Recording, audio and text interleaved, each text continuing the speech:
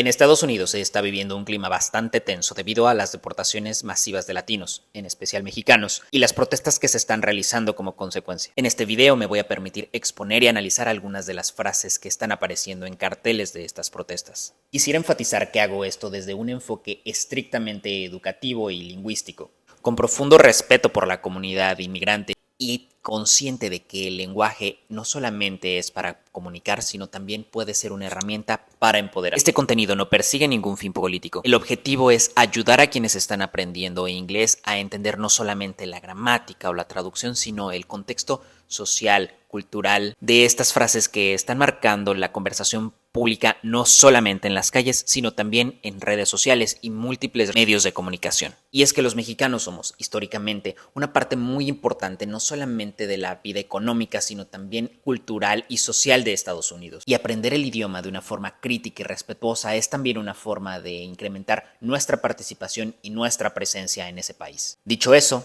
comencemos. Número 1. We are all immigrants. Esta frase se me hace muy icónica porque apela a una verdad histórica, que la mayoría de la población estadounidense desciende de migrantes, si no es que todos. Incluso la comunidad blanca es descendiente de los colonizadores ingleses que llegaron del Mayflower en 1600. En esta oración me gustaría resaltar all, que funciona como intensificador de inclusión total, o sea, como que enfatiza la idea de todos. En español solo se dice todos somos migrantes, todos es el sujeto, somos es el verbo e inmigrantes es el complemento. Pero en inglés se usa el pronombre we y después el verbo ser o estar y después el all para hacer este énfasis de todos. La función de all aquí es modificar a we, aunque vaya hasta después del verbo to be. Aquí algunos ejemplos de este adverbio. We are all tired of this situation. They were all detained and deported. You have all been strong and hardworking people. Bueno, vamos a ver el segundo que dice Americans are immigrants. En términos de significado, esta se parece mucho a la frase pasada, pero la elegí porque aquí hay un muy buen ejemplo del artículo 0, que es la ausencia total de artículo. En español decimos los americanos o estadounidenses, como les guste más, son inmigrantes. Pero en inglés se omite los y su equivalente de, porque nos referimos a todos los Americans o todos los estadounidenses o americanos en general. Entonces no decimos the Americans, decimos solo Americans are immigrants. Este artículo se usa con sustantivos generales cuando estamos hablando de algo en general, algo que es todo, ¿no? Algunos ejemplos del uso de esta ausencia de artículos son los siguientes. Immigrants contribute to societies just like teachers or doctors do.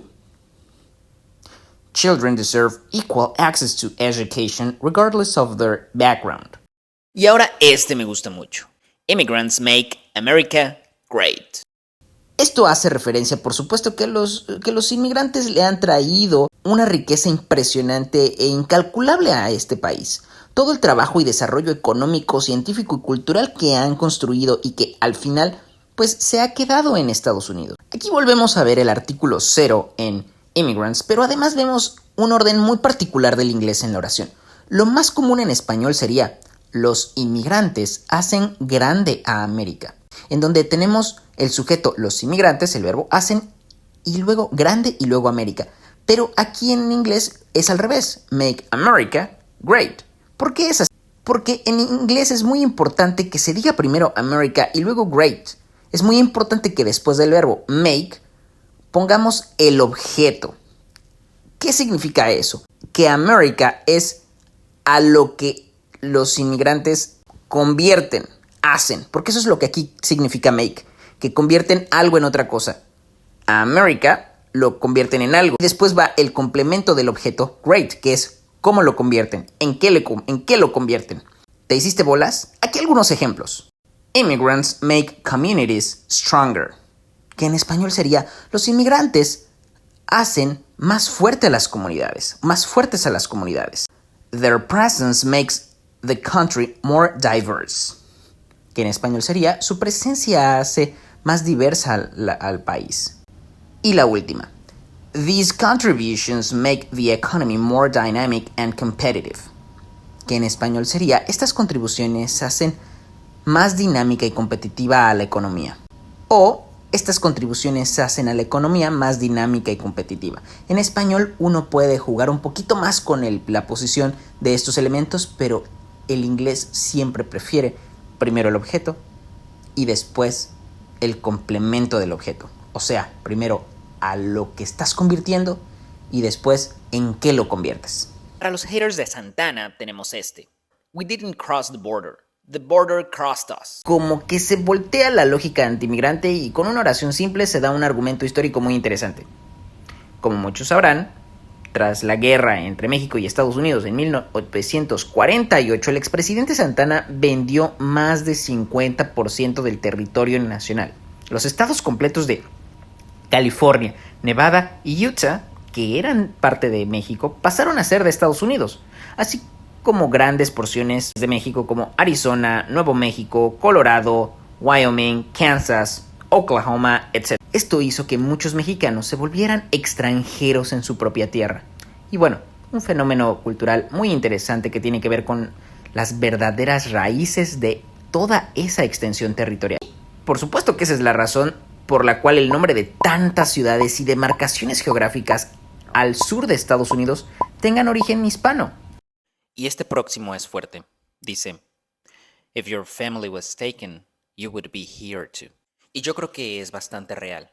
Si tu familia estuviera aquí, no solamente la de un migrante, la de un estadounidense, la de un agente de ICE, la de Trump, quien sea. Bueno, esta es una oración condicional tipo 2. Se utiliza el conector if, que equivale a sí en español, seguido de un verbo en pasado, como was en este caso. Aunque esté en pasado, no habla de algo que ya ocurrió, sino que algo que no es real. Esto es un ejemplo del modo subjuntivo en inglés. La segunda parte de la oración incluye el auxiliar would, que indica la consecuencia de esa situación hipotética. En conjunto se expresa lo que pasaría si la condición planteada fuera cierta. Aquí algunos ejemplos. If my children were in danger, I would also be marching. If your life was threatened, you would try to escape too. La que sigue también toca fibras sensibles, en especial sabiendo que ha habido deportaciones que ha separado familias. En esta frase lo interesante es cómo el inglés usa no como adjetivo, directamente antes del sustantivo, no borders. En español diríamos: las familias no tienen fronteras, negando el verbo, o sea, que no tienen algo. Pero en inglés existe la posibilidad no solo de negar la acción como en español, también se puede negar el sustantivo con no. O sea, el equivalente en español a esta estructura sería: las familias tienen nulas fronteras. La misma estructura sintáctica que se usaría en español, aunque es algo que pues normalmente no se dice, ¿no? Aquí se verán, no es el verbo el que se niega, sino el sustantivo frontera. Tienen nulas fronteras. Aquí algunos ejemplos de este uso de no como adjetivo, o sea, como negación del sustantivo. Love knows no boundaries. Justice has no price. Hope needs no permission. La que sigue tiene la misma temática. Stop separating families. Que al final yo creo que es lo que da más miedo, ¿no? Que te separen de tu esposa, de tus hijos, de tus padres. Aquí tenemos una estructura imperativa con el verbo stop. Y lo interesante es que después usamos el gerundio, separating, no el infinitivo, un error que muchos hispanohablantes cometen. Esto es una regla fija para el inglés. Stop siempre va con gerundio. Porque si dices stop to separate families, estás diciendo paren para separar familias, que es muy diferente a lo que se quiere comunicar. Entonces vamos a usar siempre con stop cuando queremos decir que algo o alguien dejó de hacer algo, vamos a usar stop y luego el gerundio. Stop breaking the law.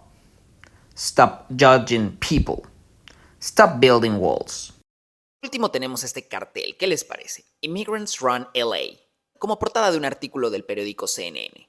Bueno, pasando al análisis de la frase, aquí El verbo run no significa literalmente correr, sino dirigir, manejar u operar algo. Este es un uso muy común de run en contextos laborales, políticos o administrativos.